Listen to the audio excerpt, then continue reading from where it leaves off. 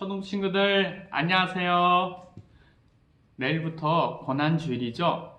고난주간은 나의 죄 때문에 예수님께서 받으신 고난과 죽음을 생각하며 나의 죄를 돌아보고 회개하며 예수님의 사랑을 기리는 시간으로 한 주를 보낼 거예요.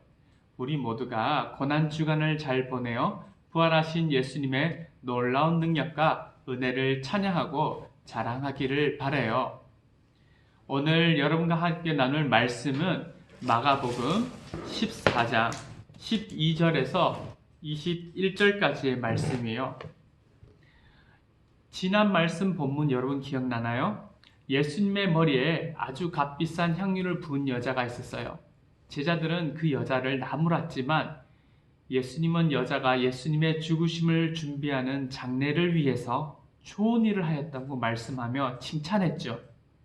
먼저 예수님께 최고의 사랑과 감사를 올려드리는 믿음이 있다면은 우리 친구들, 주위에 있는 이웃도 잘 섬기고 사랑할 수 있다는 교훈, 이거 잊지 말았으면 좋겠어요.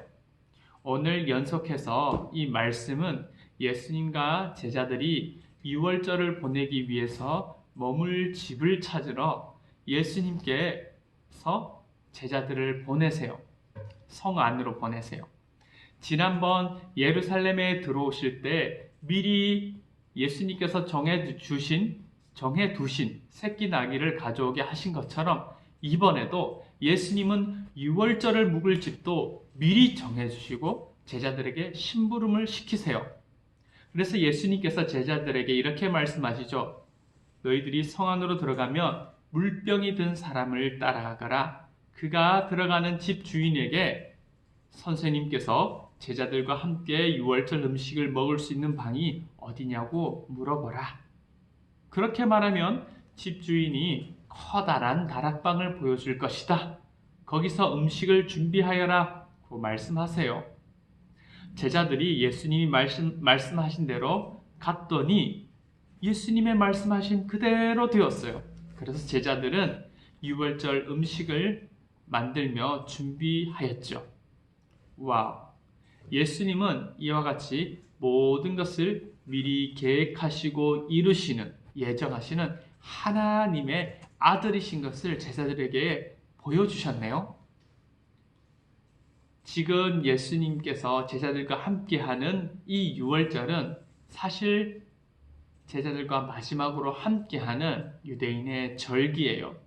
이 유월절 기원을 보면요, 이스라엘 백성들이 이전에 애굽, 바로 이집트에서 나올 때 모세가 그 백성들을 끌고 나올 때 10가지의 재앙이 있었다는 거 기억나죠? 그 10가지 재앙 중에서 바로 이 10번째 재앙을 하나님께서 내리실 때 이스라엘 백성을 구원하시는 그 날을 기념하는 것이에요. 자, 10번째 재앙이 무엇이었나요? 장자의 죽음이었죠.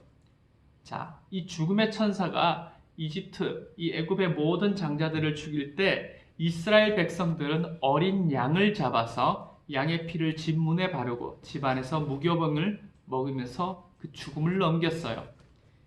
죽음의 천사가 이 어린 양의 피를 바른 집은 죽이지 않고 넘어간 것처럼 예수님은 유월절에 희생된 그 어린 양과 같이 우리의 죄를 대신하여 유월절 어린 양, 그 죽임을 당하실 거예요.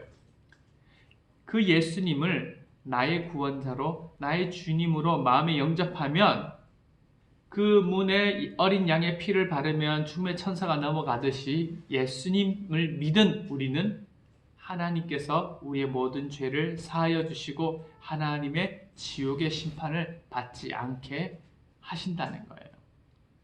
자, 그러면은 이 유월절에 이 중요한 식사 자리에서 예수님께서 제자들에게 첫 번째로 하신 말씀이 있었어요.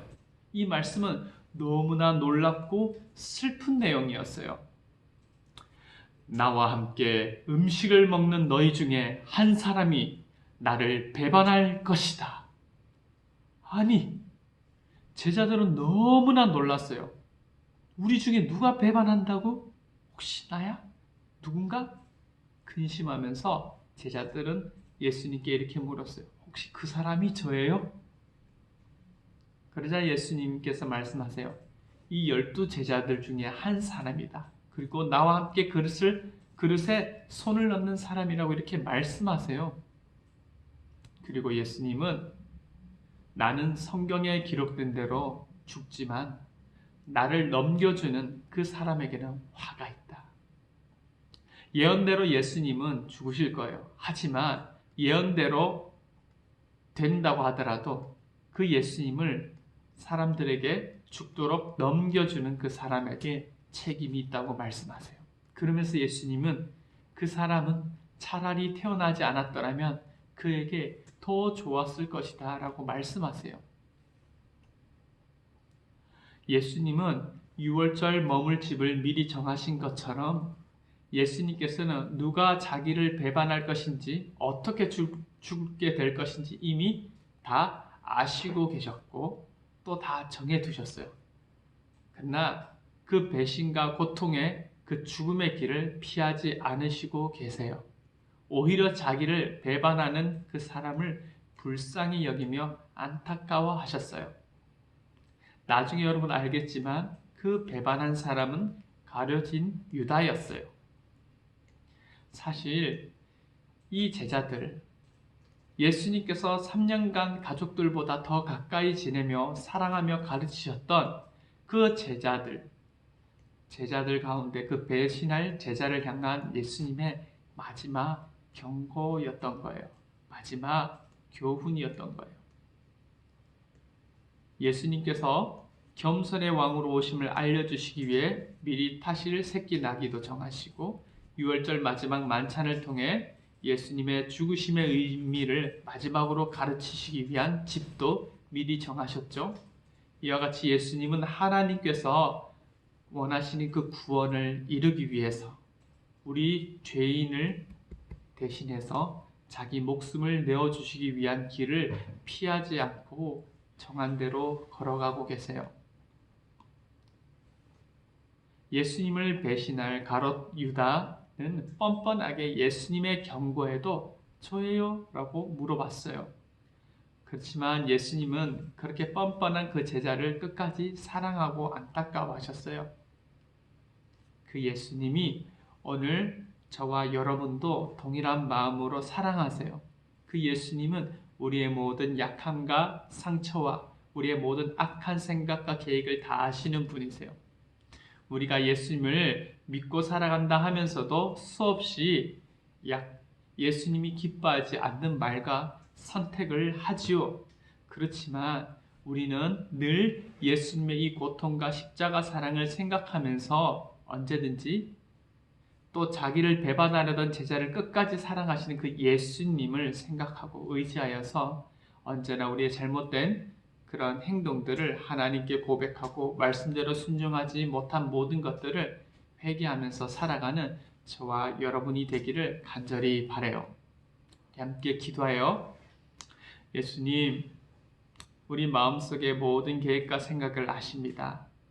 우리는 예수님을 섬기고 예배한다고 하면서도 한편 마음속에는 다른 것들을 즐길 것을 생각하며 순간순간 예수님의 뜻과 말씀의 교훈보다 내 감정대로 욕하고 말하고 멋대로 행동한 것들이 있습니다. 이 모든 것들 용서해 주세요. 우리 초등부 친구들이 이 고난주간을 보낼 때 우리를 사랑하셔서 고난의 길을 가신 예수님을 생각하며 감사하며 살아가게 도와주세요. 예수님의 이름으로 기도합니다. 아멘.